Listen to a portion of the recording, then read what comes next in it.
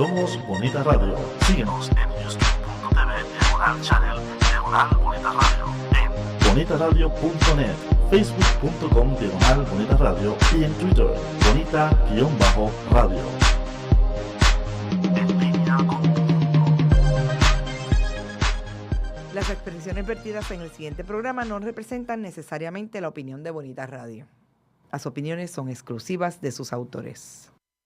Se mira con las manos y se toca con los ojos. Veo. ¿Qué ves? ¿Qué miran las niñas de tus ojos? Color, Forma, vacíos imagen y texto en Veo. Ahora comienza su museo virtual. Veo con la doctora María Elba Torres y sus invitados. Buenos días, buenas tardes, muy buenas noches. A todos los que escuchan Veo por Bonita Radio, tu museo virtual. De verdad que es un placer estar en esta cabina con los compañeros y compañeras, Salvador y una de las chicas que nos acompaña esta tarde en el diálogo con nuestro querido amigo Rubén Darío. Esto no es poca cosa. Rubén Darío Malavé Rodríguez, quien está con nosotros hoy directamente desde Yauco para dialogar sobre, lo que nos corresponde, sobre el entorno, sobre las artes. Sabemos todo y todas que Rubén tiene, es una de las galerías, la de Rubén, si no es la galería más antigua hoy en día en Puerto Rico. Y a ver, Rubén, cuéntanos cómo surge, cómo entras tú dentro de las artes visuales. Yo sé que tú tienes un camino justamente en la música, tienes un camino en el cine. Cuéntanos ese caminar de cómo llegaste a las artes visuales. Bueno, con relación a la plástica, yo soy de Yauco y donde nosotros jugábamos los juegos de niños, de bolita y hoyo y el trompo y estas cosas, al frente vivía una pareja muy bonita, una pareja preciosa y hermosa, que era Carlos Marichal y Flavia Lugo. Ah, mira. Entonces, claro, Flavia Lugo se casó en España y entonces Carlos, que era exilado, ¿no? Porque allá estaba el señor que nadie lo quería. Franco, y entonces pues se establecieron en Yauco, porque Flavia es de Yauco. Ah, fíjate. Ok. Y era una mujer hermosa en su juventud y todavía lo es, ¿no? Y entonces Carlos estableció una academia de arte al frente de mi casa. Mira qué cerca. Okay. Tendría yo a lo sumo 12 años y tuve el privilegio de estudiar con Carlos Marichal cuando yo tenía 12 años. Pasando el tiempo, pues a él se le presentó una oportunidad de hacer una agencia, digamos como de publicidad, una imprenta. Y entonces pues dejó la academia y ahí quedó más o menos el entrenamiento mío con Carlos Marichal. Pero siempre tuve una afinidad al arte, ¿no? Y entonces yo era de los estudiantes que dibujaba los frescos en la pizarra y estas cosas. Sí. O sea, que eras famoso en tu escuela. Porque todo el que gesta eso y hace eso termina con una fama en la escuela. Bueno, lo que sucedía era que yo era de los estudiantes modelos, ¿verdad? De los estudiantes modelos, ese grupito que son los que salen en los programas y que tienen buenas notas y que van bien vestiditos y almidonaditos. Entonces, pues yo era uno de ese grupo y tuve la oportunidad de recibir una buena educación pública, porque eso de privado en ese tiempo, Nacariles del Oriente. Era imposible, pero la escuela pública te ofrecía una buena educación. Yo soy producto de la escuela pública. Tuve la oportunidad también de crecer en el cine, porque mi abuelo, don Nicanor Rodríguez, fue fundador del primer teatro en Yauco. Te contaba cuando era el cine de carpa, ¿no? Se levantaba una carpa y como los circos, se ponían Claro. unos bancos y el hermano de él, el hermano, era el cinematógrafo, ¿verdad? Llevaba la máquina. Sí, porque era cortador de caña, pero en el tiempo muerto que llaman, ellos se iban para la región del Cabo Rojo para sembrar frutos menores. La primera compañía de cine que vino a este país eran unos gitanos franceses que iban por los pueblos, montaban la carpa, ¿verdad? Y rodaban películas, cuando era el cine silente, ¿no? Y entonces él tuvo curiosidad y se enfrascó con estos gitanos. Con los franceses. Sí, y se fue por la isla con estos gitanos y aprendió a manejar el cinematógrafo, que en ese tiempo era una gota de agua que iba haciendo rodar la rueda esa. O sea, ¿En serio? si era como los barcos estos de los que llaman ¿De vapor? steamboat, los Ajá. de vapor que hacen, ¿verdad? Sí, con Pues el agua. ese era el concepto, porque no había donde meter corriente ni Exacto. nada. ¿Ok? Y entonces cuando él regresa a mi pueblo, pues habla con su hermano, mi abuelo, y así es que fundan el primer teatro, que fue el Teatro Yauco. Así se llamó.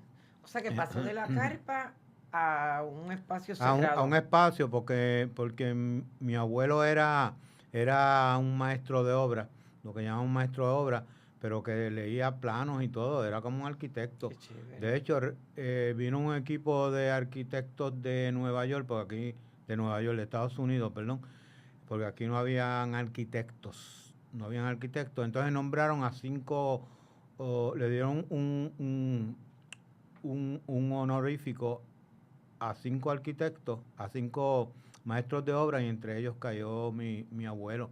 ¿Tú ves? Ay, María, con honor. Las construcciones de mi abuelo todavía están de pie y son dignas de... Yo tengo fotografías de todas estas casas en mi pueblo Ujú. y son dignas de estudiar, porque para ese tiempo él mismo diseñaba las columnas y los pretiles y Wow. cuanto adorno había, ¿no? Así que más que título, era el saber. Sí. No era tan importante el título, lo No, importante era saber y sí. conocer. Tener cómo las levantar. destrezas y todas estas Exacto. cosas. Y entonces, pues, él construyó el primer teatro de 2 pisos, para aquel tiempo de madera, por supuesto, ¿no? La planta alta y la planta baja. Entonces la familia de nosotros tenía su palco. Qué linda la familia. Mi Rodríguez. abuela, que nunca fue a la escuela, no sabía leer ni escribir, lo único que sabía era sumar y restar. Casi nada. Y se hablaba en reales en Exacto. aquellos tiempos. Entonces mi abuela iba al cine todos los días, lloviese, relampaguease, ella iba al cine todos los días porque era una película diferente todos los días, ¿no? Ujú. Y yo tenía que ir de la mano de mi abuela. Me gustase la película, ¿no? Desde chiquito, o me dormía o le mostraba atención. Pues a fuerza de ver tanta película, pues algo se me quedó, ¿tú ves? Definitivamente, ¿verdad? Ajá. Entonces cuando yo tenía como... Cuando yo iba al cine, yo no me sentaba con los compañeros, yo me sentaba aparte, porque a mí me gustaba prestarle atención a lo que estaba viendo. O sea, Así que ese estímulo visual viene desde muy temprano, ¿verdad? sí, entonces pues había unas cosas que me estaban diferentes. Por ejemplo, una forma de actuar de algunos actores le hace Marlon Brando, Anthony Quinn, y empezó a estudiar esa parte del cine y llega a la farmacia de mi pueblo una revista de cine y costaba 35 centavos. Yo sabía dónde mi mamá echaba el menudito, que era en una cajita de polvos Cotí. Ajá, ajá. Y entonces yo le extraía 35 centavos sin que ella se diera cuenta. Iba a la Tú farmacia. creías, tú Sí, creías. y Exacto. yo iba a la farmacia y me compraba la revista, ¿no? Y y tenía mucha información en mi cabeza, como que era una pasión mía, ¿no? A los 16 años por ahí, decido irme a Nueva York a intentar ser actor. Y entonces recién se había establecido lo que se llama el Actor Studio. El Actor Studio se estableció en una iglesia abandonada en la calle 33. Y eso es lo que era un estudio de actores, Actor Studio. Ya actores profesionales, ¿no? Que triunfaban en teatro, Marlon Brando, Ross Tiger. Esta clase de actores y actrices que tenían una forma muy diferente de reflejarse en la pantalla, más que encarnar un personaje, se convertían en el personaje. Eso es. Para darte una idea, por ejemplo, la película de Marlon Brando, la primera película de Marlon Brando, que la hace de parapléjico, él estuvo meses viviendo en un hospital de parapléjicos y todo lo hacía desde la silla de ruedas y vivía como ellos. Pues entonces cuando va a interpretar el papel, él era un parapléjico. Yeah. Entonces es el estilo de Lee Strasberg y Kazan del método. Pues yo tenía esa fantasía, ¿verdad?, de ser actor. Mi mamá ya vivía en Nueva York porque ella emigró en 1948 con el gran éxodo, ¿verdad? Porque ella era costurera. Qué bien. Y entonces ella era de los famosos talleres que se estableció Luis Muñoz Marín, el gobernador de esa época, un programa que se llamó Operation Bootstrap, en español, Manos a la Obra, para integrar a la mujer a la fuerza laboral. Y entonces establecieron talleres de textil, de la aguja, en todos los pueblos de la isla. Entonces mi mamá, que aprendió con una espina del árbol de China, cosiendo en yute, ¿no?, que es la tela de saco que llaman, ¿tú ves? Y entonces pues ella era de terminación muy fina. Se va a Nueva York y ya el otro día ya estaba trabajando porque en Nueva York la economía la dominan los judíos, que son los dueños del Garment Center, que es la industria textil. Así que las mujeres se iban primero, se establecían allá y después mandaban a buscar a los hijos, a los maridos, a los primos, a los tíos, a los vecinos, y se fue formando esa comunidad puertorriqueña en la ciudad de Nueva York, ¿no? Muy bien. Y entonces, pues yo emigro a la ciudad de Nueva York en el 58, por ahí más o menos. O sea, tú te quedas esperando que tu mamá se acomode. Sí, y entonces, pues con la fantasía de ir al Actor Studio y qué sé yo más cuánto, pero en la ciudad de Nueva York hay que trabajar. O trabajas y más para ese tiempo, ¿no?, con las condiciones que había en el idioma, la discriminación, etcétera. Y entonces me tuve que ir a trabajar a una fábrica, ¿verdad?, de telas, cortando telas. Yo fui cortador de telas mucho tiempo, ¿no? Y entonces nunca tuve la oportunidad de hacer nada, pero yo los sábados iba al frente del Actor Studio, ¿verdad?, que había un sitio como un Salvation Army, que era de las monjas, y le daban comida y almuerzo a los deambulantes. Y yo, para justificar estar allí, ¿verdad?, pues le paliaba la nieve. Y entonces me metí allá para el Actor Studio y yo veía a todos estos actores, a Paul Newman, a toda esta gente haciendo taller. O sea, tuve la oportunidad, siendo yo adolescente, de ver estas cosas, ¿no? Esto es bien interesante, ¿verdad? Porque todos tenemos nuestro libro de historia y de verdad que yo llevo tiempo conociéndote, pero esa parte no me la sabía, así que tengo una información y bueno, parte de nuestras historias que se suman para hacer la historia del país.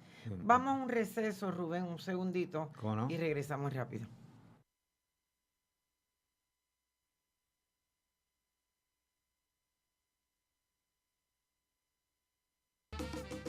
Saludos mis amigos, mi nombre es Oscar Villarini y es para invitarle a que estés conmigo todos los jueves a las 7 de la noche en Musicaliza por Bonita Radio, en línea con tu mundo.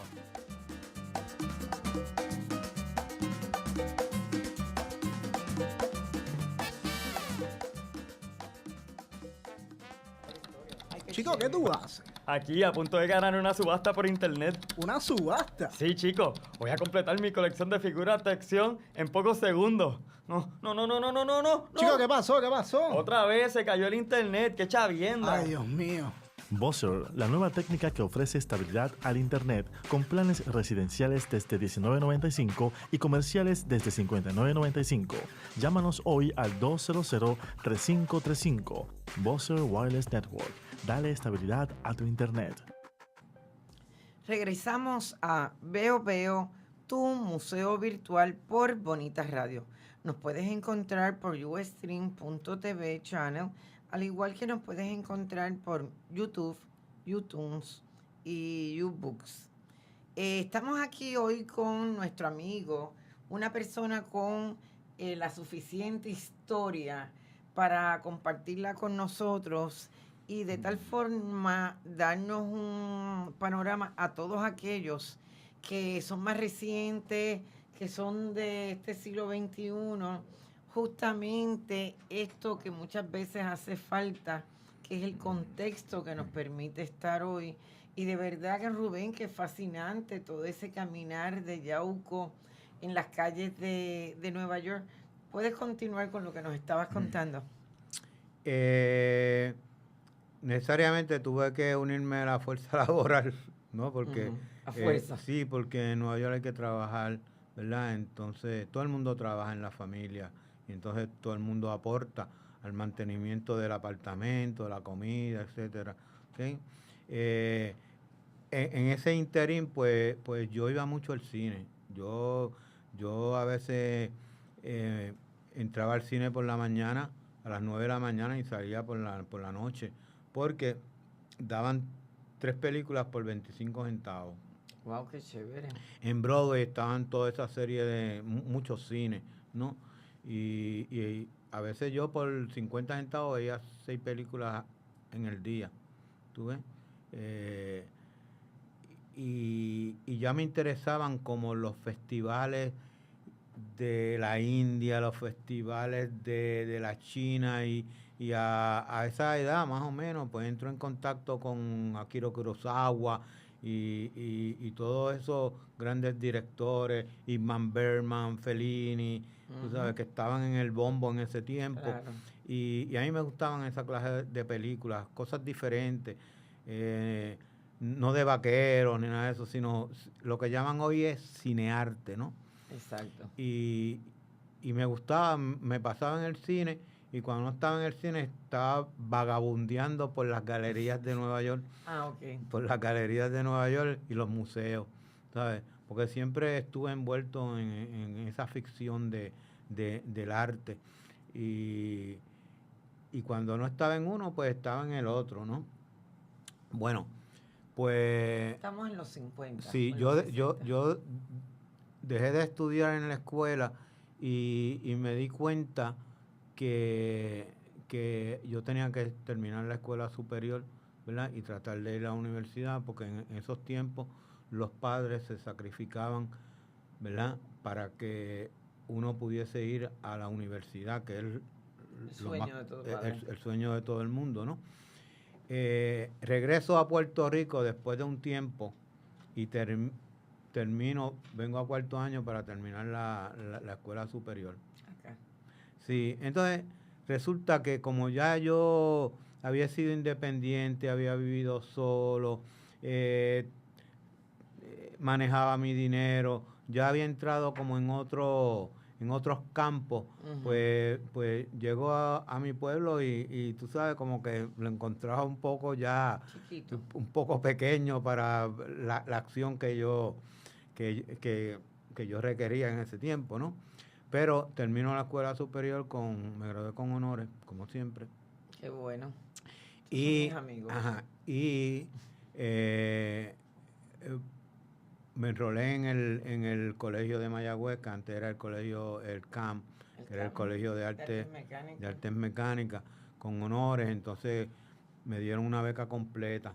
Me daban hasta el dinero para la línea los fines de semana de yo ir a mi pueblo, tú sabes. Sí, una beca completa. y estudié un año en la universidad de Mayagüez, en el colegio, y como que después, las matemáticas como que no me estaban entrando muy bien, tú sabes, eso de los cálculos, y tú sabes, pero me divertía muchísimo porque inauguramos los dormitorios que fueron ese mismo año, y los becados estábamos en los student dorm, los dormitorios de los estudiantes, y éramos 6, cada uno con su escritorio, o sea, una cosa espectacular. Y mi compañero de cuarto es el que es hoy secretario de Justicia, César Miranda. Ah, mira. Sí, César. Todos éramos de escasos recursos, por eso teníamos la beca, ¿verdad? Pero como yo ya tenía una cuentecita de banco, porque yo cogí el desempleo por haber trabajado en Nueva York, ¿viste? pues por la noche yo llegaba hasta el pueblo y le compraba bizcochos, leche, refresco, tú sabes, porque yo no sé, como que yo siempre he sido así medio. Sí, dadivoso. Sí. Ajá, y pasé un año bien lindo en el Colegio de Mayagüez. Luego me cambié a la Universidad Interamericana. ¿De San Germán o la de acá? No, en la de San Germán. No había otra. No había otra. No había otra, era en San Germán. En San Germán. Entonces viajaba todos los días, ¿verdad? Porque de Yauco ahí es media hora, para estudiar preleyes. Y resulta que en ese tiempo pues entró en las sociales y ya entró en contacto con una gente pues que influyó mucho en mí, Don Miguel de Unamuno, Ortega y Gasset, Claro. Pío Baroja, Zorrín, toda esa generación del 98 de España, ¿verdad? Y todos esos filósofos, grandes filósofos, desde los presofistas, los sofistas, Sócrates, Platón, Aristóteles, todos esos hasta el día de hoy, tú sabes. O sea que esa clase de humanidades te llegó. Sí, sí me llegó. Entonces con otros compañeros a veces cortábamos clases y nos íbamos para el estadio, a los banquitos del estadio, a filosofar y a cambiar el mundo. Tú sabes que uno está en esa edad ¿verdad?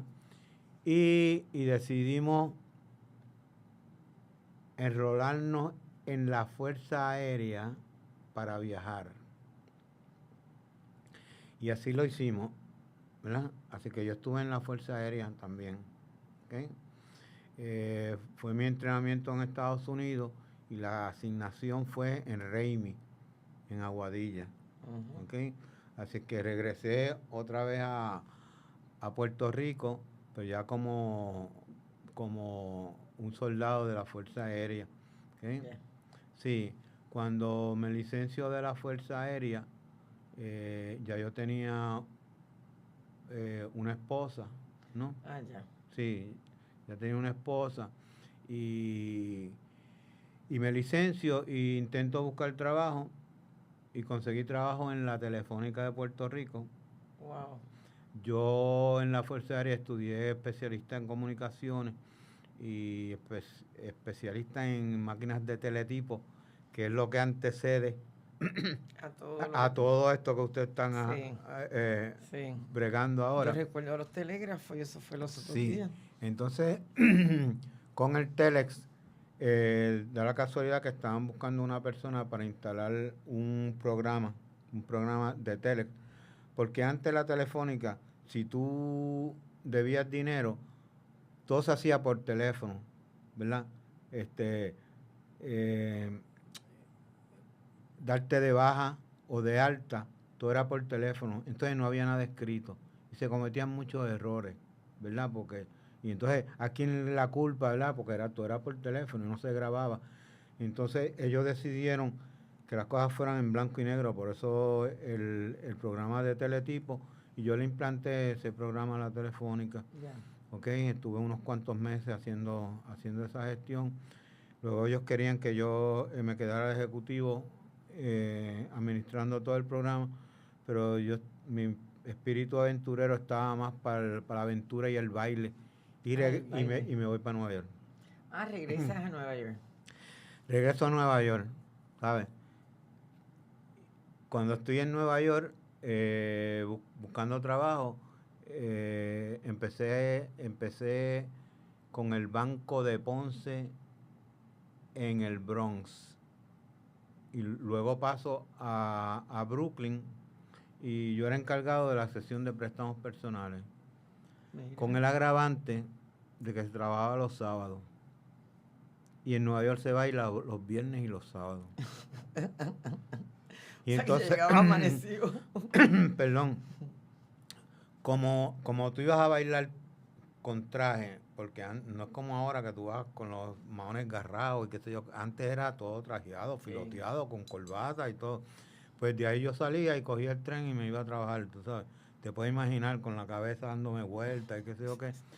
Y entonces estuve un tiempo, luego de eso, busco trabajo en Wall Street. Y trabajando en Wall Street es que aparece la oportunidad de regresar a Puerto Rico, porque en ese tiempo fue el boom de la 936 y todas esas compañías se estaban estableciendo en Puerto Rico. Y mi compañía donde yo trabajaba decidió expandirse a Puerto Rico y me pidieron que si yo quería venirme a Puerto Rico, y yo, ni corto ni perezoso, me vine a Puerto Rico. Cuando llegamos a Puerto Rico en el 64, se estaba estableciendo la Milla de Oro y el único edificio que había y se estaba construyendo el Banco Popular Center, ¿verdad? Y la oficina de nosotros estaba en el penthouse del Banco Popular Center, donde está el Bankers Club. Y estuve allí alrededor de casi 10 años, trabajando en el mercado de valores, ¿verdad? Pues ese mundo de engabanarse y todas estas cosas, ya tú sabes. Pero los últimos 2 años, como que me estaba picando otras inquietudes, ¿verdad? Me estaban bulliendo por allá atrás en el cerebro y me empecé a dropear, entre comillas. Empecé a dejar la barba y ya como que la corbata como que ya no me estaba gustando. Estabas asfixiado. Me apretaba mucho, ¿no? Y entonces una vez, en una huelga de la universidad, que están marchando por el frente para el Capitolio, yo me pregunto, veo a los muchachos y digo, yo debería estar ahí, yo no debería estar aquí donde estoy, yo debería estar ahí marchando con esos muchachos, tú sabes, en la rebeldía esa, ¿no? Yo tenía 4 hijas ya, porque yo fui un poco precoz.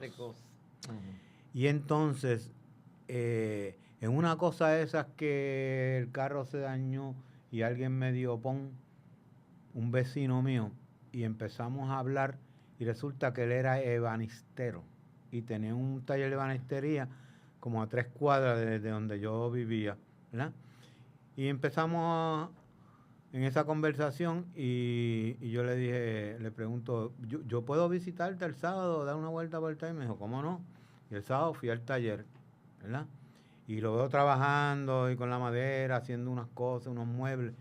Y de pronto él me dice, pásame el martillo. Y yo le paso el martillo y seguí pasándole las herramientas. Y cuando vengo a ver, pues era como su ayudante, ¿no? Y ahí afloraron unas cosas que yo tenía escondidas por allá atrás, porque mi papá era carpintero. Ah, ok. Y mi papá era los carpinteros de antes que tenían, todo era manual, nada era eléctrico. ¿Y por qué la gente de la construcción trabaja bien temprano y a las 3 ya se van? ¿Verdad? Como que es un patrón. Bueno, porque ellos tenían que ir a limar y preparar las herramientas para el otro día, porque todo era manual y pasar con, tú sabes, los serruchos y las cuchillas y todas estas cosas, ¿tú ves? Vamos a hacer una pausa y regresamos y continuamos con la historia, que es sumamente interesante porque esto es lo que dicen por ahí, un ir y venir, un devenir, y hay unas entradas y unas salidas a distintas profesiones, ¿verdad? Porque ahora yo entonces debo de entender que te hiciste ebanista. Así que venimos rápido. De Letras es un espacio protagonizado por la palabra escrita. Aquí disfrutarás de entrevistas a personas para quienes la palabra es el oficio. Gente que escribe desde sus pasiones, obsesiones, ideas, sueños, realidades y amores. De Letras, todos los jueves a las 6 de la tarde por Bonita Radio, en línea con tu mundo. Soy el licenciado José Ariel Nazario y les invito todos los miércoles a las 10 de la mañana a escuchar el análisis legislativo único, política, sociedad, economía y temas de actualidad de nuestra realidad puertorriqueña. Recuerde, la previa, todos los miércoles a las 10 de la mañana por Bonita Radio, en línea con tu mundo. Regresamos a su programa Veo por Bonita Radio. Estamos en su museo virtual y hoy nos visita el maestro de maestros, una persona que tiene muchísimos años cultivando las artes y sobre todo las artes visuales, aunque también ha estado en las musicales. Rubén Darío Malavé Rodríguez, quien es dueño de la Galería Guatibiri, ubicada en Río Piedras, muy cerca de la Universidad de Puerto Rico. Y Rubén, yo quisiera saber que nos explicaras un poco cómo se fue construyendo, cómo tú llegaste ahí, y de esto hacen décadas, ¿verdad? Sí, bueno, cuando decido el taller de ebanistería, no, estuve como alrededor de 1 año y pico haciendo muebles, pero creándolos, o sea, pariéndolos de mi cabeza, ¿no? Hubo un desacuerdo con el compañero y entonces me quedó en el aire y no sabía qué hacer, ¿no?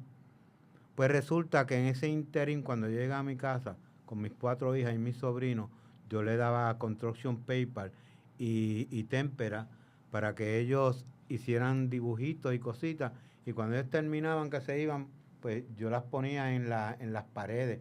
Entonces mi apartamento parecía como una pequeña galería infantil. Pues estoy pensando qué voy a hacer con mi vida, porque yo necesitaba llevar el alimento a la mesa para mis 4 hijas, y me quedo mirando así las paredes y digo, Rubén, ¿por qué tú no intentas una galería de arte si a ti te gusta esto, ¿no? Me doy a la tarea, yo no tenía ni en qué caerme muerto. Oí de una agencia que era de pequeños negocios, que prestaban para pequeños negocios, y con unas mentirillas blancas de esas que llaman. Gracias a Dios que son blancas. Son blancas. Me dieron un préstamo, y con esos chavitos, pues yo fui buscando en el área de Río Piedra, porque todo estaba establecido en el viejo San Juan. Y yo quería como romper ese patrón, ¿verdad? Y establecerme alrededor de la universidad, que yo consideraba que debería ser como el centro cultural, ¿no? Y entonces estoy buscando por ahí hasta que di con ese espacio que estaba abandonado hacía como 7 años, ¿verdad? Estaba abandonado, ¿no? Y logré que me lo rentaran, ¿tú ves? Y empecé a remodelarlo. Eso era un apartamento que yo lo convertí en una galería dentro de lo que me daba el apartamento, ¿verdad? De las condiciones. Al frente estaba Ediciones Huracán. Ah, exacto, recuerdo. Ediciones Huracán. Entonces, todos los miércoles bajaba este caballero de nombre Antonio Martorell, que vivía en Cubuy, y él bajaba para traer las ilustraciones para los libros en ese tiempo. Le dijeron que se estaba construyendo una galería, y de pronto un día él entró. Yo no sabía quién era Antonio Martorell, ¿tú ves? Y entonces pues él se identificó, pero yo oí hablar de Antonio Martorell, claro. No lo conocía personalmente. Hoy está exhibiendo en el Museo de Arte Moderno en Santo Domingo. Sí, ese es mi hermano del alma. Sí, y entonces pues querido. Yo le hice una pregunta, ¿qué usted cree de las luces y esto? Y en ese momento él empezó a aconsejarme, ¿verdad? Y bajaba todos los miércoles y él me seguía aconsejando hasta que en la primera exposición de apertura, que yo le digo, ¿cómo lo hago? Que me dijo, vete a la Escuela de Artes Plásticas, pregunta por un profesor que se llama José Alicea y otro que se llama Lorenzo Mal, y dile que yo te mandé, que ellos te van a ayudar a señalar estudiantes que puedan exponer, ¿verdad? Y así lo hice. Yo no conocía a ninguno de los dos, ¿no? Así yo me fui abriendo camino, y entonces ellos me señalaron algunos estudiantes, entre ellos estaba Luis Maisonet, Juan Álvarez O'Neill, Wow, bonito. Lice Rosado, que en paz descanse, En paz descanse. y una serie de jóvenes que estaban estudiando todavía, y yo hablé con ellos y pues ellos gozosos de ser participantes de una galería, y con 5 de los establecidos, estamos hablando de Tufiño, Carlos Raquel Rivera, ¿sabes?, de Antonio Martorell, y combinamos 5 estudiantes y 5 ya artistas reconocidos. Estamos hablando en los finales de los 60. No, estamos hablando del 73. 73. El 73. Así que esta galería tiene ¿cuántos? 42 años. 42 años ahí firme, continua. Y en Río Piedras no habían galerías. No habían galerías, fue un riesgo que yo me tomé, que ha dado resultado, porque si tenemos 42 años, porque dio resultado. Yo siempre lo veía como de carácter cultural, porque es que yo no soy muy comerciante, que digamos, o sea, no tengo mentalidad de comerciante.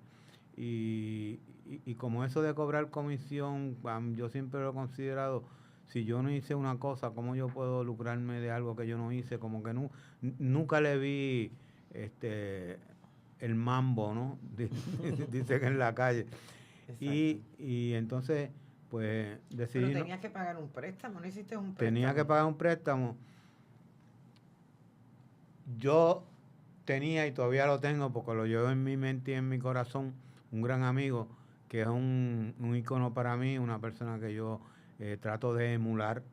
Se llamó Miguel Frontera, que era compañero de trabajo en la compañía de mercado de valores, y yo aprendí mucho de él, porque el tipo estaba bien adelantado, tú sabes, lo que me llevaba era 2 años, pero yo tenía 23 y él tenía 25 años cuando nos conocimos, pero ya él conocía a Hemingway personalmente, y había bajado por el Amazonas ya un par de veces, fue el que introdujo los kayaks a este país, era casado, no, el tipo era una cosa que, un all around.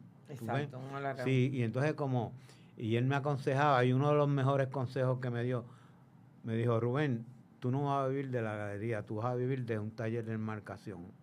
Ah, ok, ese es el paralelo dentro de la galería. Y entonces establecimos un taller de enmarcación, que es el que nos brinda el pan nuestro de cada día. Con el taller es que yo puedo pagar los gastos fijos que hay en la galería, y sobran 5 pesitos para uno pues mantenerse también. Y entonces así me he dado el lujo, ¿verdad?, de no cobrar comisión y ser más una galería de corte cultural que comercial. Sí, eso es bien interesante, porque por estar tan cerca, yo diría, de la universidad, siempre tienes como un tipo de exposición de estudiantes, de aquellos que están tanto en la universidad o hasta ahora en la Escuela de Artes Plásticas en San Juan, que tú les has abierto. Yo creo que muchos de los grandes artistas visuales hoy en día, de una forma u otra, pasaron por tu galería, ¿verdad? Sí, han empezado por ahí, ¿verdad? Porque mi meta fue dar la oportunidad al nuevo talento siempre, y darle continuación al talento ya establecido. Nosotros tenemos una exposición cada 2 semanas. Que eso es un tostón. Obviamente, ¿verdad?, las galerías comerciales, como dependen de una comisión, pues tienen que escoger al artista que le puede brindar la comisión, y es muy válido y lógico, porque ellos pues dependen de esa comisión. Muchos no tienen talleres, ¿verdad? Pero en mi caso, pues no es tanto escoger, sino dar la oportunidad, ¿verdad?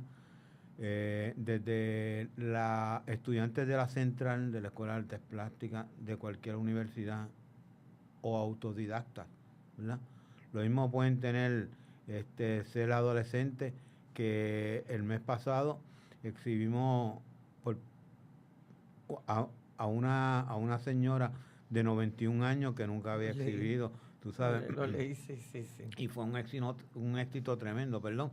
La entrevistaron en radio, en televisión, y vendió obras, porque fue como un boom, ¿verdad? Uh-huh.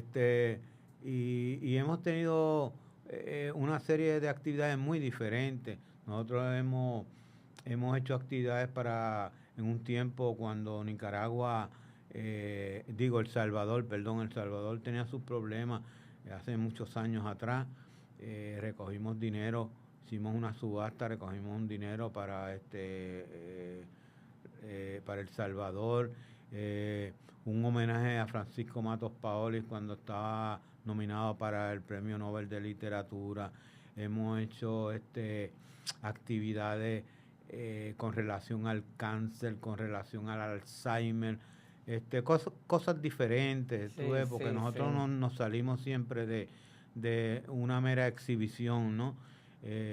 Hemos cerrado la calle, hemos tenido plenazos, bombazos, poesía coreada, qué sé yo, a veces se me olvidan las cosas que... Bueno, porque son muchas. Son muchas. No sí. se pueden, no sé si hay un libro, hay planes de un libro, pero esto hay que recopilarlo porque es bien importante que independientemente de que sea una galería con una gran intención cultural, es una galería que permite de una forma u otra la exhibición, la presentación de los trabajos al público, y que los artistas ahí pueden intercambiar con un público específico.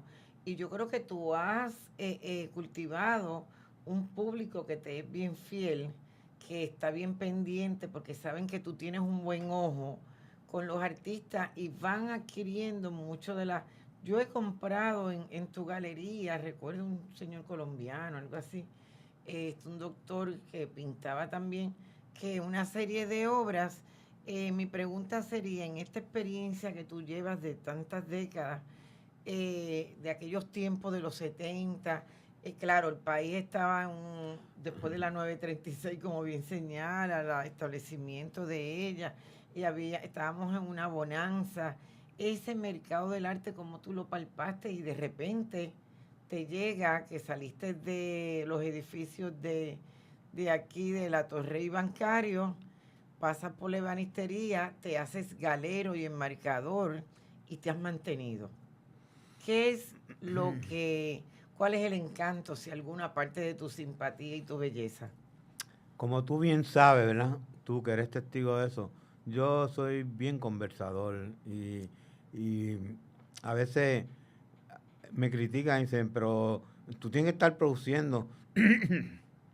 Bueno, a mí me gusta conversar con la gente, ¿verdad? Entonces la galería es más como... le preguntaron una vez a un artista qué es Guatibiri, y empezó con una lista de cosas que yo me quedé. Es un sitio de encuentro, es tantas cosas. Le conseguimos becas a los estudiantes, préstamos estudiantiles. Todo eso. Sí, hacemos intercambio con otros países, los ponemos a viajar. Doy charlas a estudiantes de diferente apreciación al arte, de administración, ¿sabes? Es que hacemos tantas cosas en Guatibiri, ¿verdad? Y entonces yo me divierto con claro, eso es lo mejor, ¿verdad? Trabajar. Sí, para mí no es trabajo, es como es un placer estar en Guatibiri, tú sabes, porque yo no sé qué va a suceder, quién va a entrar.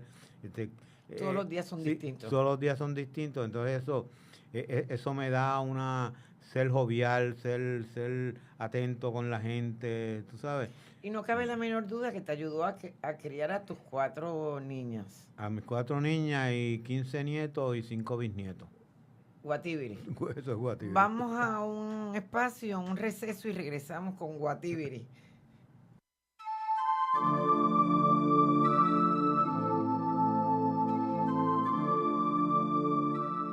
La vía al crecimiento es universal. Gisela López abre un espacio para que puedas tener acceso a los temas de la espiritualidad desde sus distintas manifestaciones. 2 miércoles al mes a las 7 de la noche. Por aquí, por Bonita Radio, en línea con tu mundo.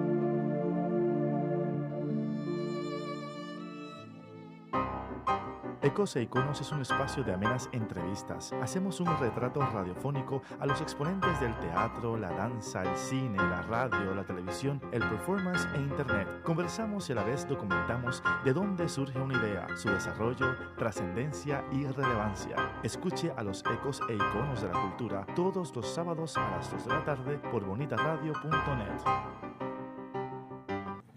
Regresamos a tu museo virtual. Estamos en Veo Veo por Bonita Radio.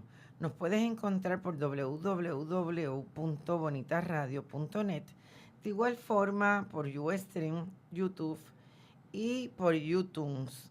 Estamos con el amigo Rubén Darío Maravé Rodríguez, quien nos está haciendo una trayectoria de esta institución llamada Galería, y como una institución llamada Galería Whativiri, que lleva décadas, ha estado al pie y al frente y a los lados de toda la producción artística de Puerto Rico. Bueno, pues a través de Whativiri, fíjate, yo preparé una exposición de Rafael Treyes en la Liga de Arte, porque Rafi empezó conmigo desde que era un muchachito, estudiante de la Universidad de Puerto Rico, y además es mi hermanito, ¿no? Conocí a Ricardo Gobián.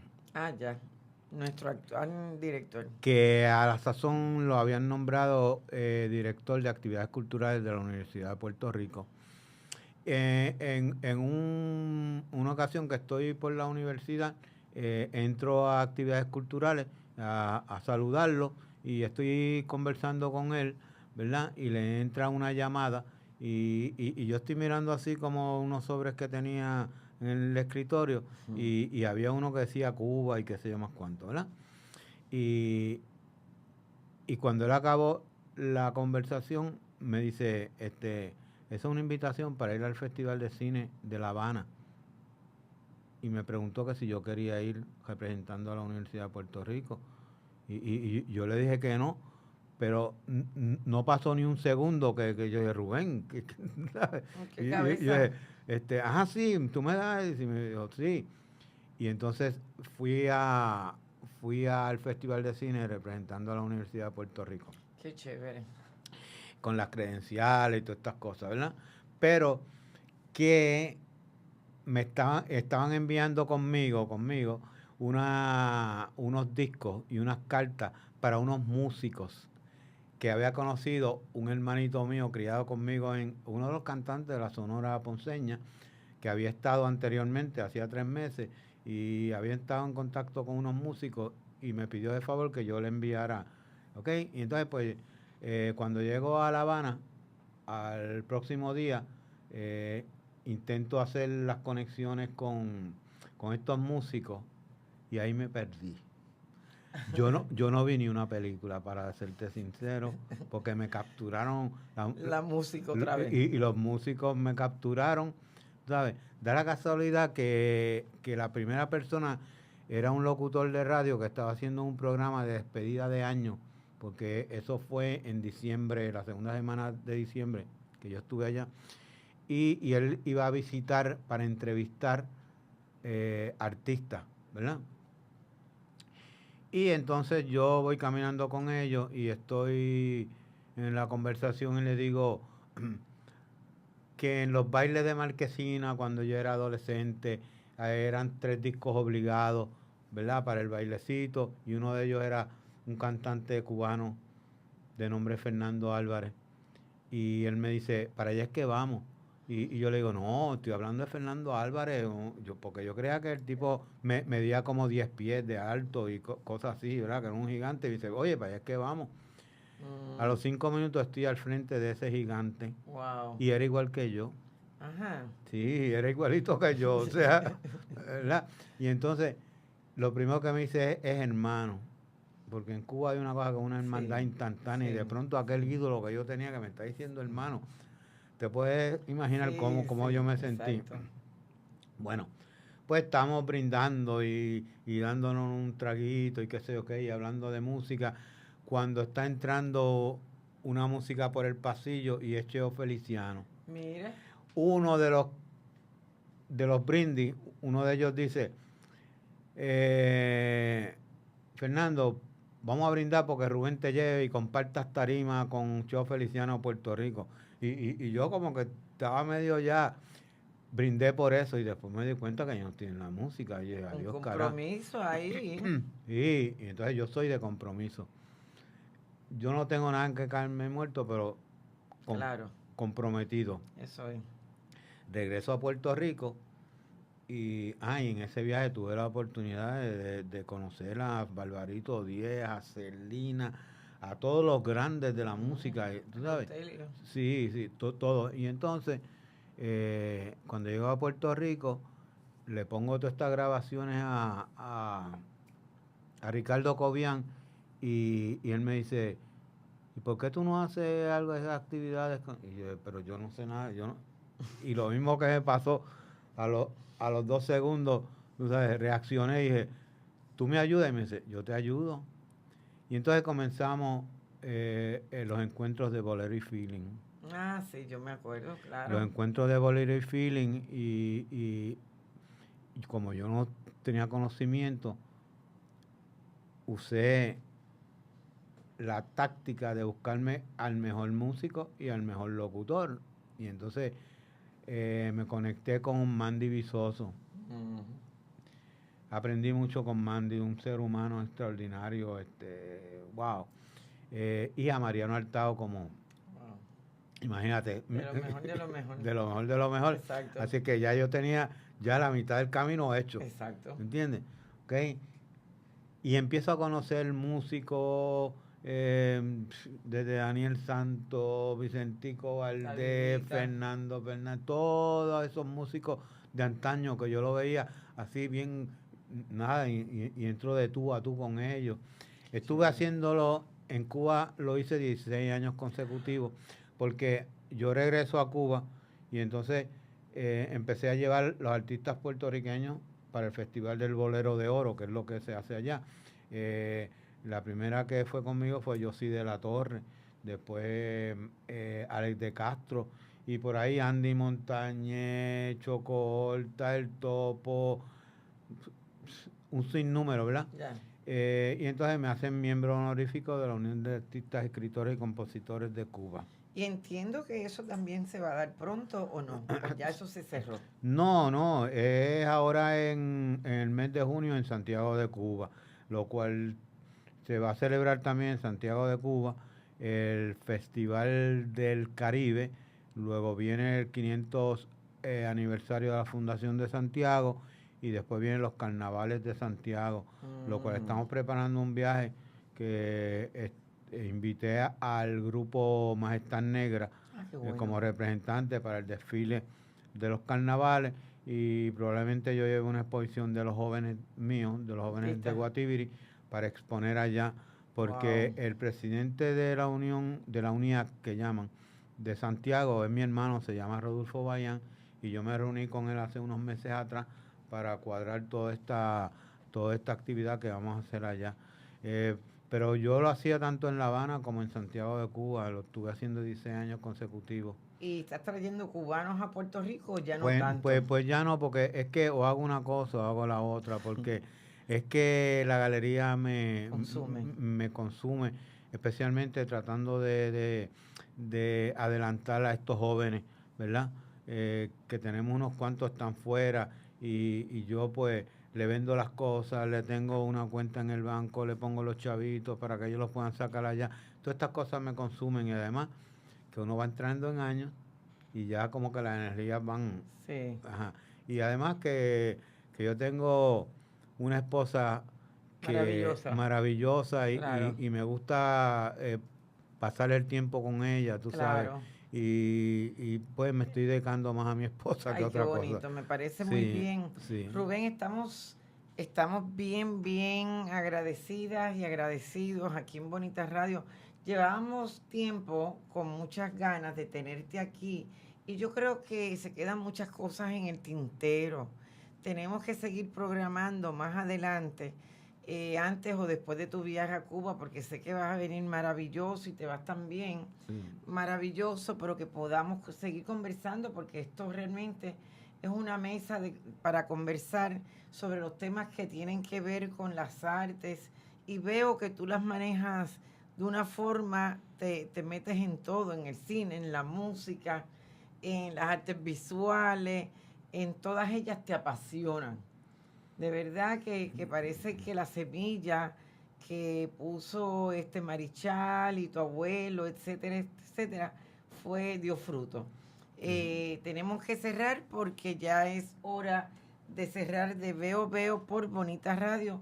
1.000.000 de gracias. No Gracias sé si quieras tú. decir algo. No, muchas gracias por darme esta oportunidad y a lo mejor en un futuro te puedo traer algunos de los muchachos artistas para... Hemos tenido aquí el de gráfica a Isamar y Yeimar y el grupo que hizo la exposición de gráfica. Bueno, está Jorge Rito Cordero y una serie que si nos invita con mucho gusto. Sí, con mucho gusto, y yo quiero que también, que si no, te jale para acá y muchas gracias. Aquí estamos a la orden. Gracias a todos y a todas y seguimos hasta la próxima. Somos Bonita Radio. Síguenos en youtube.tv diagonal channel diagonal Bonita Radio, en bonitaradio.net, facebook.com diagonal Bonita Radio y en Twitter Bonita-radio.